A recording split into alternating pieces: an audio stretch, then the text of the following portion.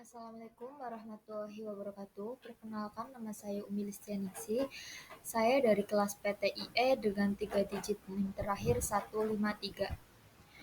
Di sini saya akan menjelaskan tentang perbedaan dari pendekatan, strategi, model, dan metode pembelajaran.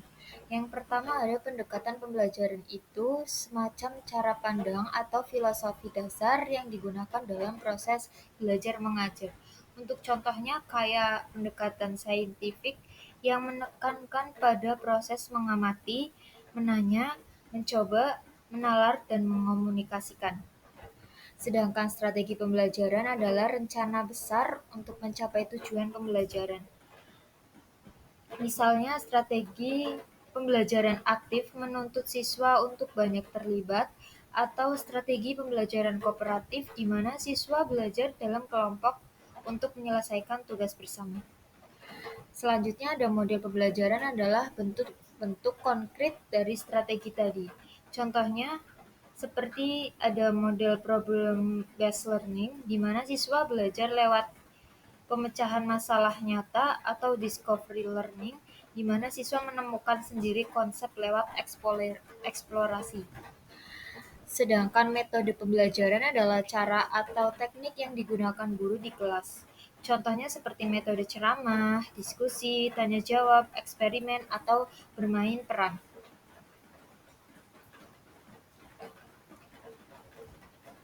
Yang saya akan bahas kali ini adalah strategi pembelajaran adalah rangkaian rencana dan metode yang digunakan oleh pendidik atau peserta didik untuk mencapai tujuan pembelajaran secara efektif dan efisien.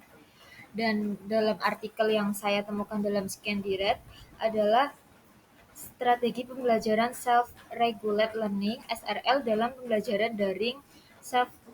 SRL adalah pendekatan pembelajaran di mana mahasiswa secara aktif mengelola proses belajarnya sendiri dalam konteks pembelajaran daring di pendidikan tinggi.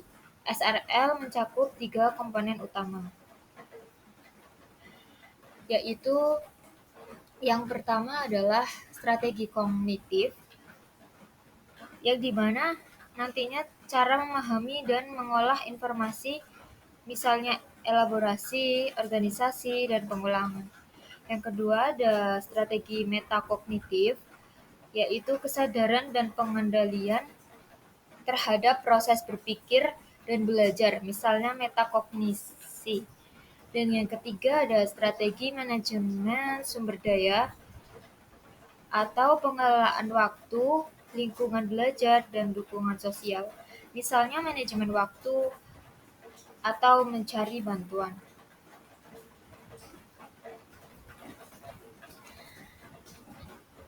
Nah, strategi-strategi spesifik yang diteliti dari hasil temuan di artikel tersebut ada yang pertama metacognition atau metakognisi, yaitu kemampuan untuk menyadari, memantau, dan mengatur pikiran sendiri saat belajar.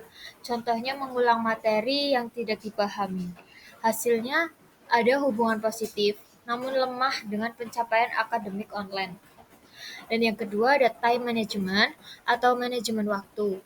Kemampuan untuk menjadwalkan waktu belajar secara efektif. Contohnya itu seperti menyusun jadwal membaca mingguan.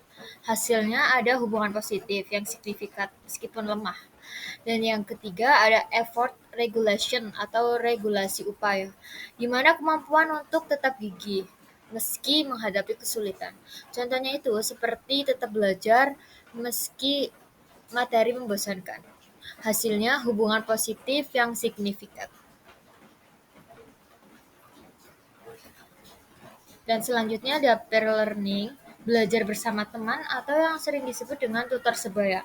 Belajar kolaboratif dengan sesama mahasiswa, hasilnya adalah hubungan moderat namun tidak signifikan secara statistik.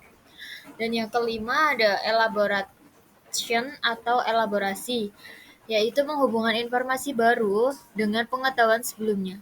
Hasilnya tidak menunjukkan hubungan signifikan. Yang keenam, rehearsal atau pengulangan, di mana belajar melalui pengulangan atau hafalan. suatu pelajaran yang telah dipelajari tersebut.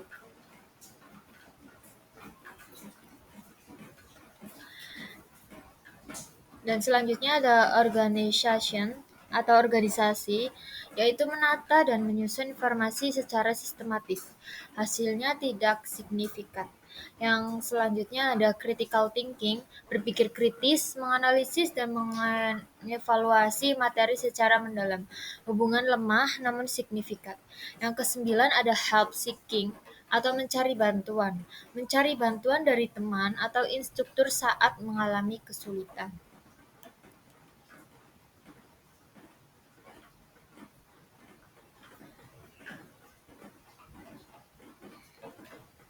Un- Untuk presentasi kali ini, saya simpulkan bahwa strategi pembelajaran self-regulate learning atau SRL sangat relevan dan penting dalam konteks pembelajaran daring di pendidikan tinggi, karena mendorong mahasiswa untuk aktif mengelola proses belajarnya sendiri. Tiga komponen utama SRL yaitu strategi kognitif, metakognitif, dan manajemen sumber daya terbukti memiliki pengaruh terhadap pencapaian akademik meskipun dengan tingkat korelasi yang bervariasi. Strategi yang paling efektif dalam meningkatkan prestasi belajar daring adalah manajemen waktu dan regulasi upaya. Meski hubungannya tidak terlalu kuat, sementara itu strategi seperti elaborasi, pengulangan, dan organisasi menunjukkan pengaruh yang tidak signifikan, menunjukkan bahwa tidak semua strategi belajar memberikan dampak yang sama dalam lingkungan daring. Dengan demikian, penerapan strategi SRL perlu disesuaikan dengan kebutuhan dan karakteristik masing-masing mahasiswa agar pembelajaran daring menjadi lebih optimal dan mandiri. Untuk sumbernya, sumber kutipan lengkap apa style, penulisnya adalah Broadbent J. N. Pun WL 2015 dengan judul Self-Regulated Learning Strategies and Academic Achievement in Online Higher Education Learning Environment and Systematic Review, The Internet and Higher Education. Mungkin itu saja yang dapat saya sampaikan, kurang lebihnya mohon maaf. Sekian, terima kasih. Wassalamualaikum warahmatullahi wabarakatuh.